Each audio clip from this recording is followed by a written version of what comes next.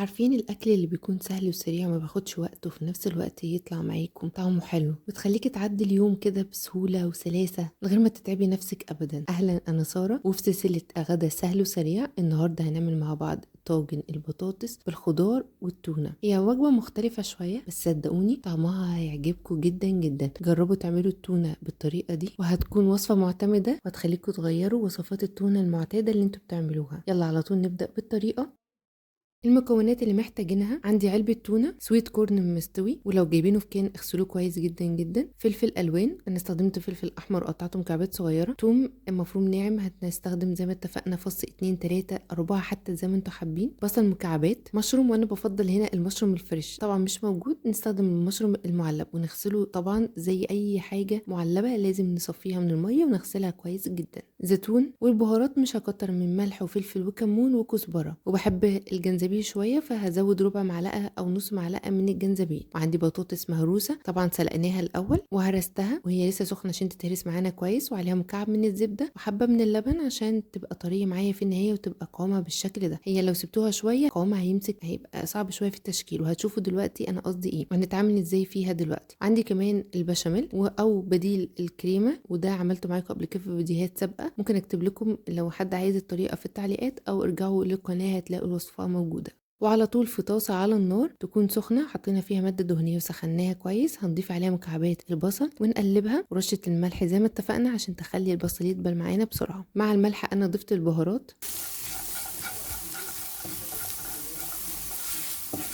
هضيف المشروم حتى لو معلب بيحتاج شوية ان هو يبقى يعني يستوي شوية عشان بحس ان هو بيبقى مجلد. هنقلب كل حاجة مع بعضها،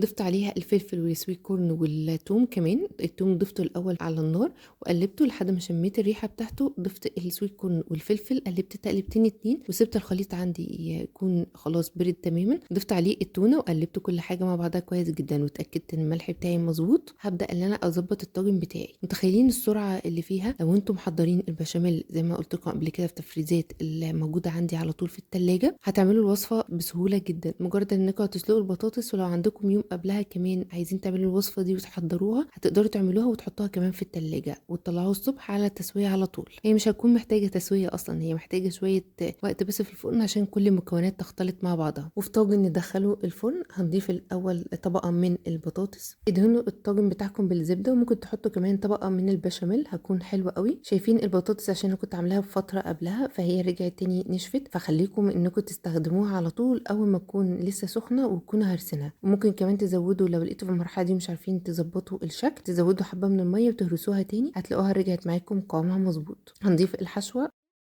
بعد ما ضفنا الحشوة عندنا اختيارين، هنزود كمان بطاطس مهروسة يعني طبقة كمان من البطاطس المهروسة بس قوامها يكون خفيف شوية عشان نعرف ان احنا نفردها، او ممكن نزود طبقة من البشاميل وده اللي انا عملته، زودت طبقة البشاميل او بديل الكريمة على الوش وهندخلها فرن يكون سخن جدا على درجة حرارة 180 ل 200 وهنسيبها لحد ما تكون بدأت ان هي خلاص في فقاقيع كده، ده معناه ان هي خلاص دخلت في مرحلة غليان والمكونات بدأت تمتزج مع بعضها. بعد كده هطلعها تحت الشواية واسيبها تاخد لون حلو وده شكلها النهائي، وقدمت لكم قطعة منها صدقوني طعمها مختلف جدا جدا. عارفين الاكل الحرش؟ هي دي اكلة حرشة واكلة مختلفة وطعمها حلو جدا، جربوها انا متأكدة هتعجبكم. اقابلكم ان شاء الله في فيديوهات وصفات مختلفة وسلام عليكم.